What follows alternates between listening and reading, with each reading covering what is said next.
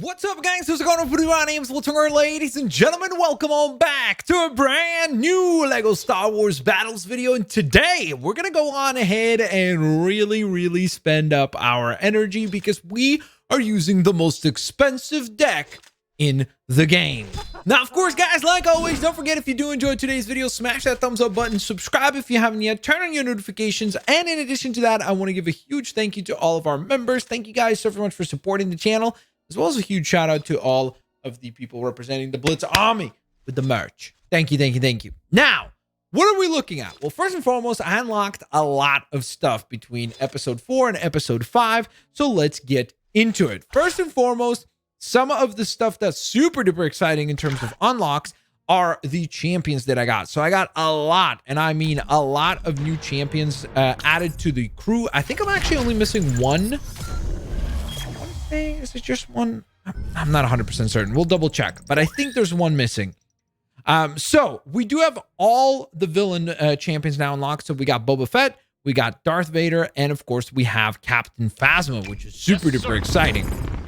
I got upgrades across the board for a lot of different cards, trying out different strategies and different ideas, which I've been having an absolute blast with along with this game. And by the way, I'm so glad that so many of you guys are giving this game a chance, because I truly do believe that it is such a fun game. It's very tactical. It's definitely a game that I would say is a lot more about like strategy and things like that than your typical game, which is why I think that there's always going to be a bit of a barrier of entry with this title, but I still would definitely encourage checking it out. And no, this is not an ad or anything like that. I would have told you if it was. I just genuinely would like to see this game succeed so that we get more and more support. Now, aside from that, over on the light side, you'll see that I have gone ahead and unlocked Yoda and the one and only Padme, right?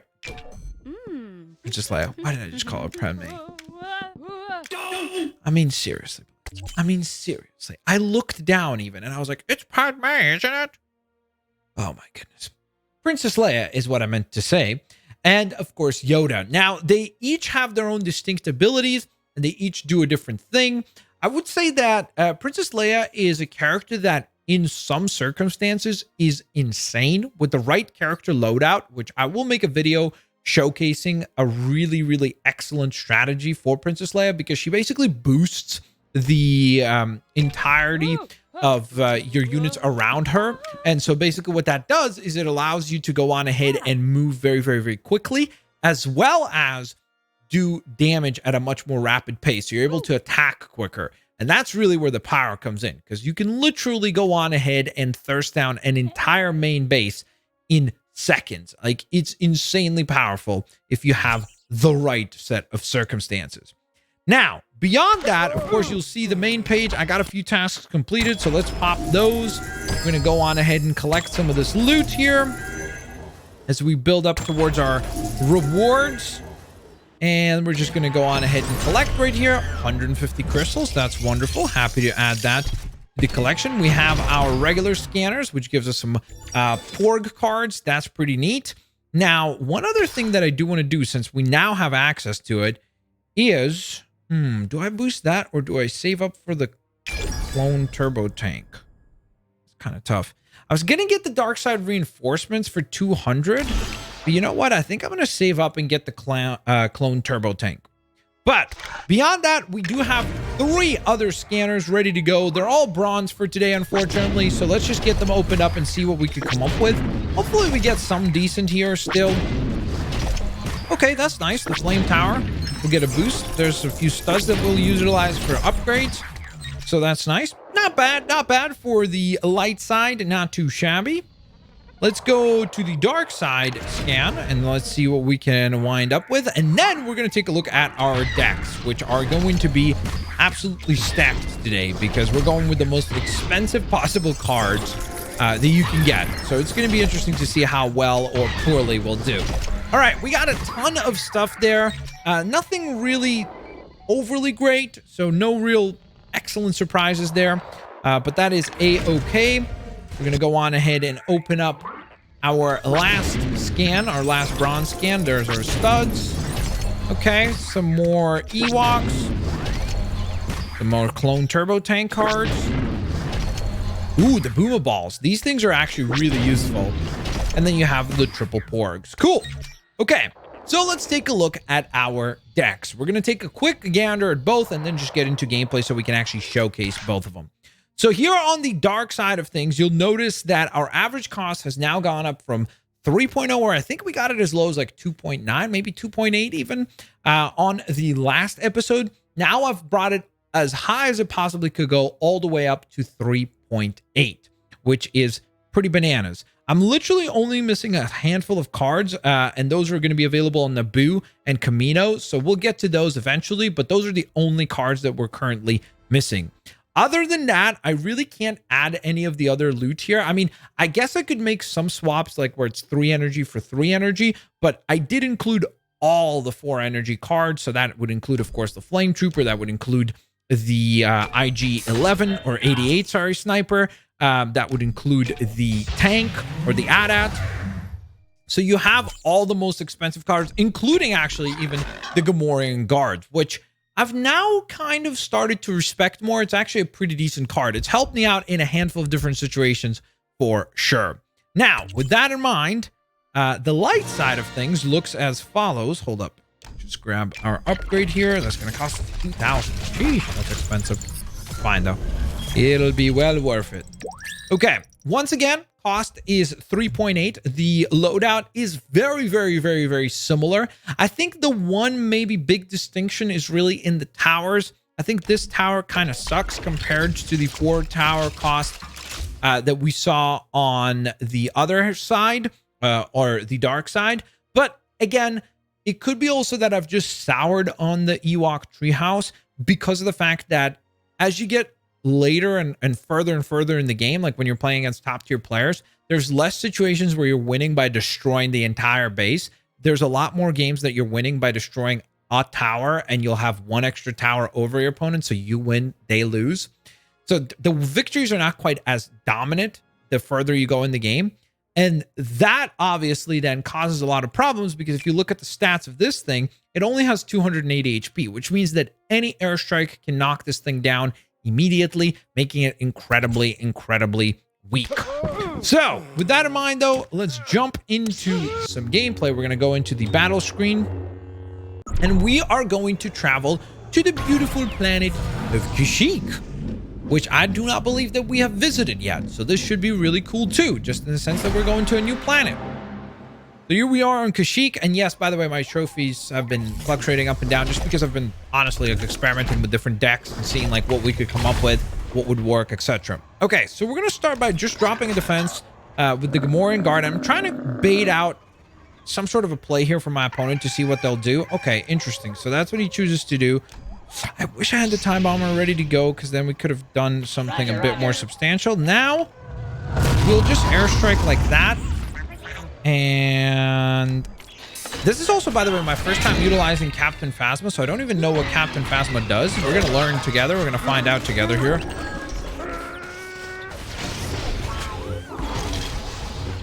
Okay, so that worked out pretty nicely. He does have a tower, so a little bit of an advantage, tiny bit of an advantage.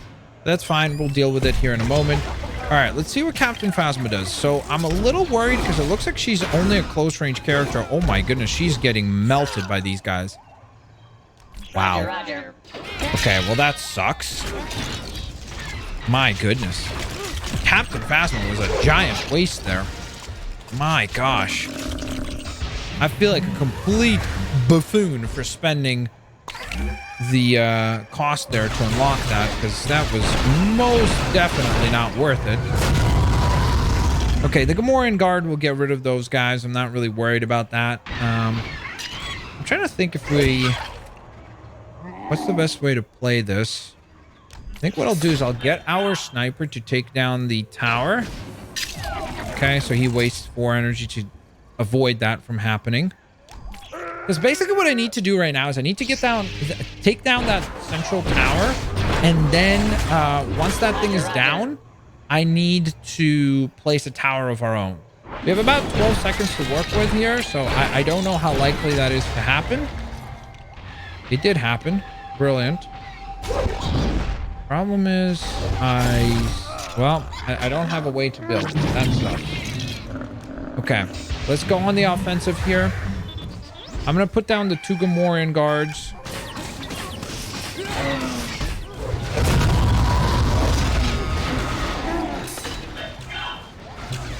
It will be a miracle if we get...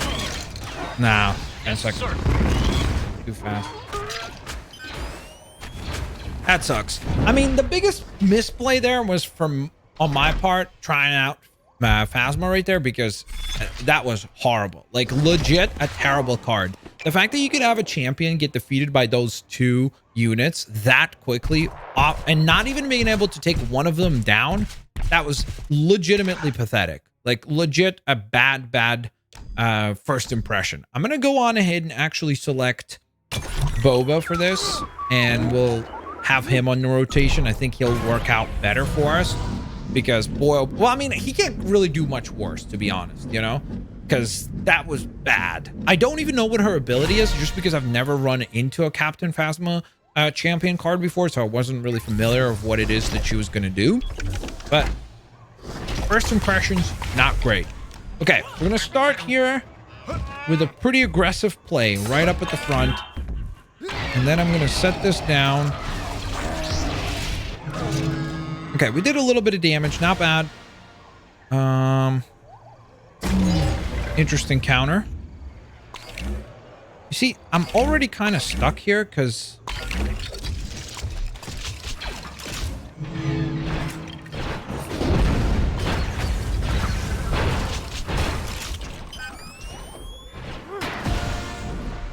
Come on, come on, come on, come on. Boom. Okay, that worked out nicely. Maybe not. Okay. Horrible resource mismanagement. It's really tough to play with such expensive cards all the time, because everything that I drop, he always has like a 1 energy lead on me. And so because of that, I'm always behind. Like, even though we have strong units, great. The problem is they don't really get to go anywhere, you know? Because they'll usually die before we ever get to actually do anything utilizing those units.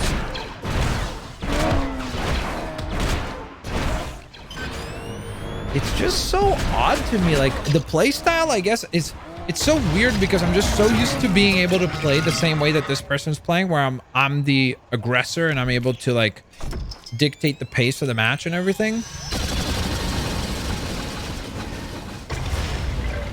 But it's just not working out that way here. Or at least it's a lot more difficult to get to that point.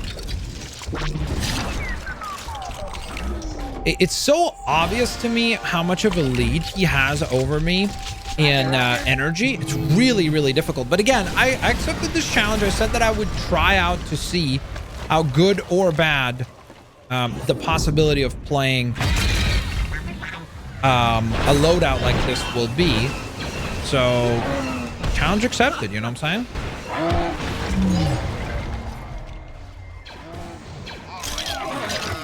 Well, that sucked.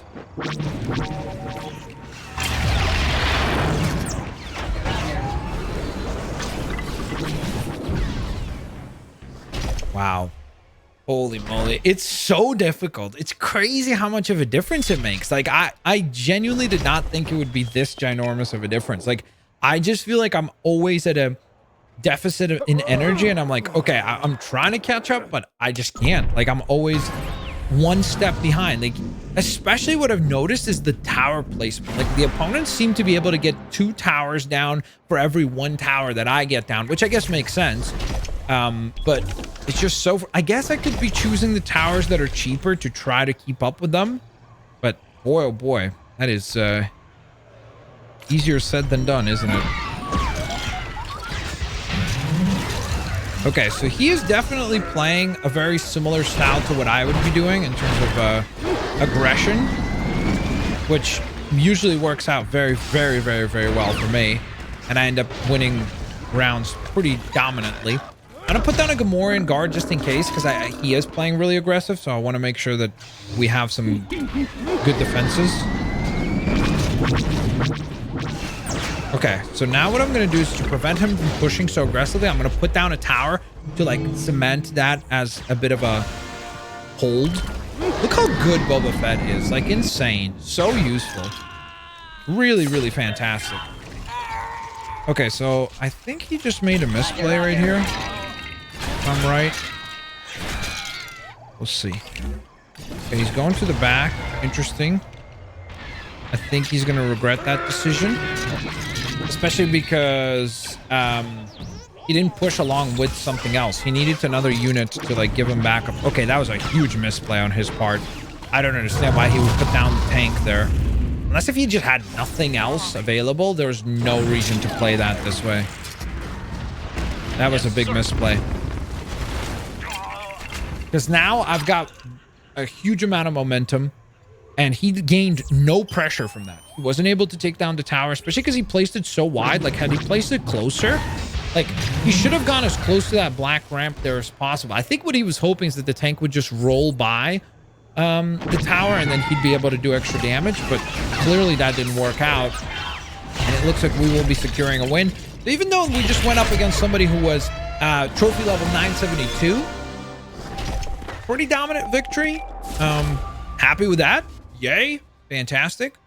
Let's see. Okay, so we've got ourselves that available to us now. Let's see if we can replicate. Let's see if that was one and done or if we can actually get some form of consistency going here. I think the biggest challenge playing this deck, or both of these decks that are so pricey in energy, is that you have to be really patient. Like, you have to just kind of sit there and wait until your opponent does something. And the problem is that I don't like sitting on max energy. I just think it's super inefficient. So it kind of sucks. Like right here, I want to aggressively drop the Tauntaun to put pressure, but I'm just gonna wait, I guess. I can't wait any longer. I gotta drop down Luke. I'm gonna put down the... Yes, sir. Do I do it? I'll do it. Oh, dang. That was a good play. Good play on the shock. Okay, well, we did a little bit of damage.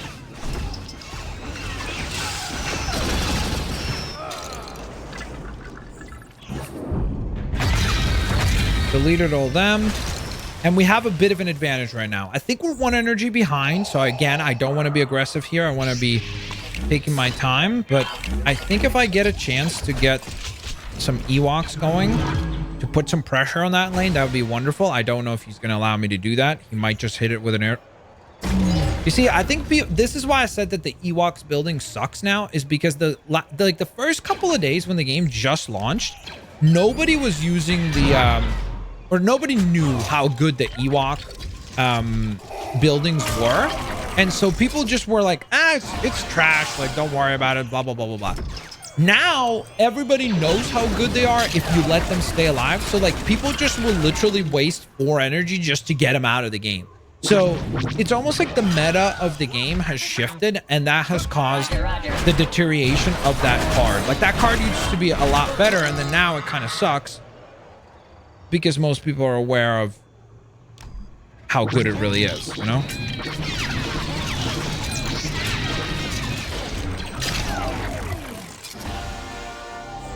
See, once again, huge deficit here.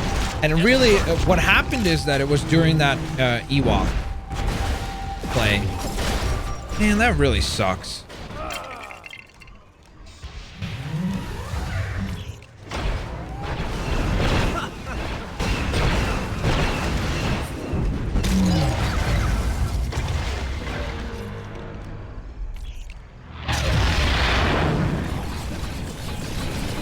How is that not enough?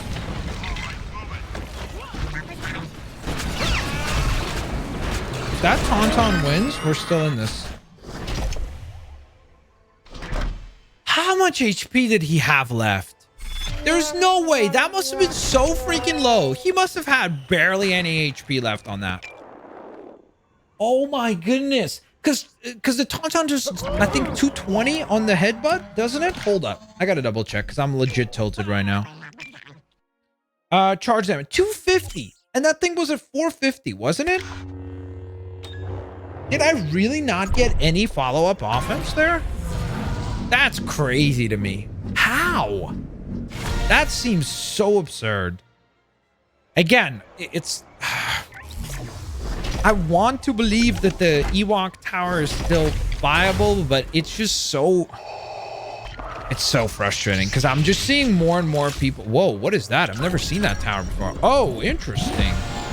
So I guess there's an Ewok tower, but one that actually spawns battle droids instead. Interesting.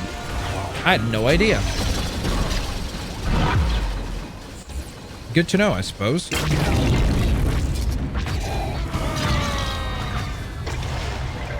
It seems to be just as bad as the Ewok tower is now. Again, could it be viable? I think if you're playing at lower tiers where people just have no situational awareness or not as much situational awareness of what to do, just because they're new to the game, I think you can get away with it. That's why like the strategy with the Ewoks worked so freaking well in early, like low elo, I guess, just like the lower tiers. Because I just think most people thought like, oh, it's bad. How good could it really be? Things like that, you know? So I was just able to consistently use that strategy over and over again. And it actually would work like decently well. But the higher you climb in terms of trophies, you just realize like everybody knows that you got to counter it and nobody allows you to use those plays. Man, this is not a fun situation to be in right here.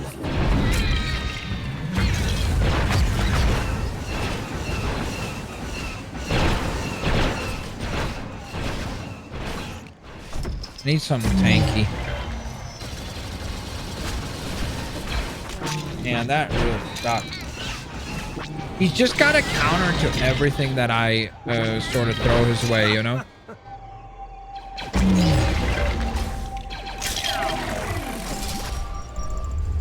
So, like, I might be able to get the tower destroyed here. I might be able to get that destroyed, too. But I won't be able to get the central tower destroyed quickly enough. So he definitely got his value out of it.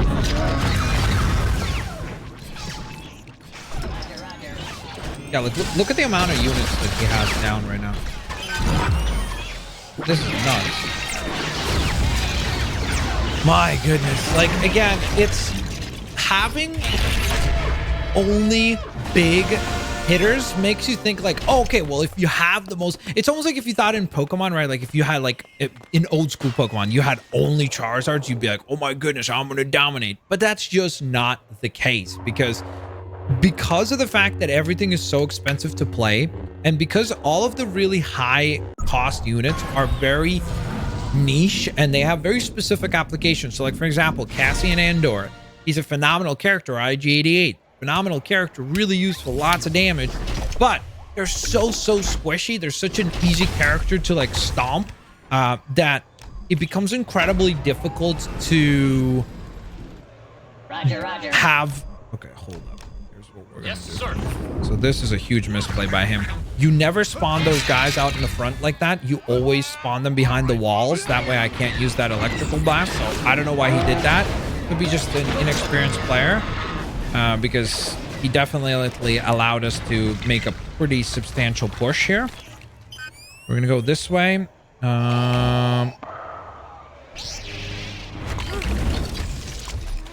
Just like that, he's back in the game just because of cost, you know? Because I can't put down the Ewok towers because I know he could just hit it with a 4-tier blast, which would suck, you know?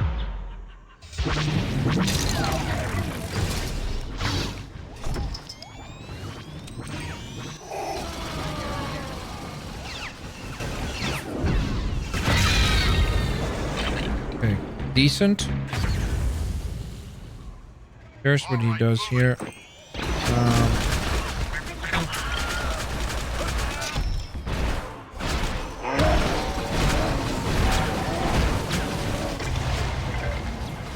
Oh my goodness, that worked out really nicely for us. Okay, so this is where I feel comfortable putting down an Ewok tower. Could be a misplay because I could have... now that I think about it, maybe I should have just placed a tower up front to put more pressure on him. We'll see. We already got 2 Ewoks, so that's good. If we can get 4, we've got our money back. Like, we're good at that point. Like, it's worth it. It's a good trade.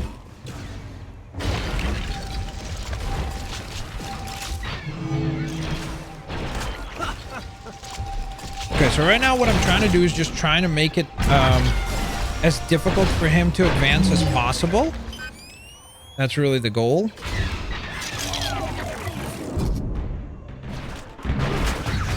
And I'm not really worried about the Vader pushing here. I think he's going to die to the power. I'm not overly concerned.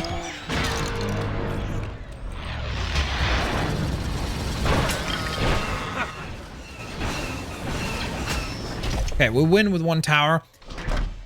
Again, you know how we did the last part was the cheapest decks? I really think that playing the cheapest decks is more viable and honestly has a bit more versatility than playing the most expensive decks, just because to me, from what I can tell, the most expensive decks are so difficult to play consistently that I would personally not recommend this strategy. At least for the way that I play this game, a deck like this is just simply too slow. It takes too long to like get going, and you're not able to maintain a consistent play style against different decks. So like there will be certain decks where you'll do well, where you'll be able to dominate, and it will make it seem like, okay, this is a perfect deck. How could it all possibly be bad? Like you saw, we got a couple of wins, right, where we destroyed the base. So it's possible. But for me, I'd rather have something that's more consistent, where I know that most of the time I can win, unless if I make some big error in judgment.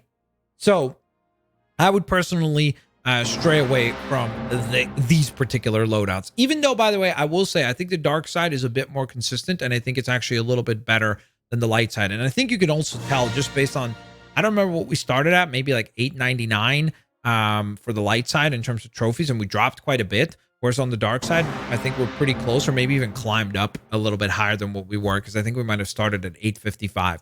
But regardless, thank you guys so very much for watching. I hope you guys enjoyed. If you did, please don't forget to smash that thumbs up button. You guys are absolutely awesome. Of course, you can also support the channel by grabbing some merchandise. Thank you for those of you that have been representing lately. I appreciate that a ton. Thank you, thank you, thank you. And of course, in addition to that, you can also become a member of the channel. Members get access to a bunch of different perks. So check out the 2 different ranks that you can go on ahead and get. Thank you so very much for your support. Peace out. See you later. Alligators. Bye-bye, everyone.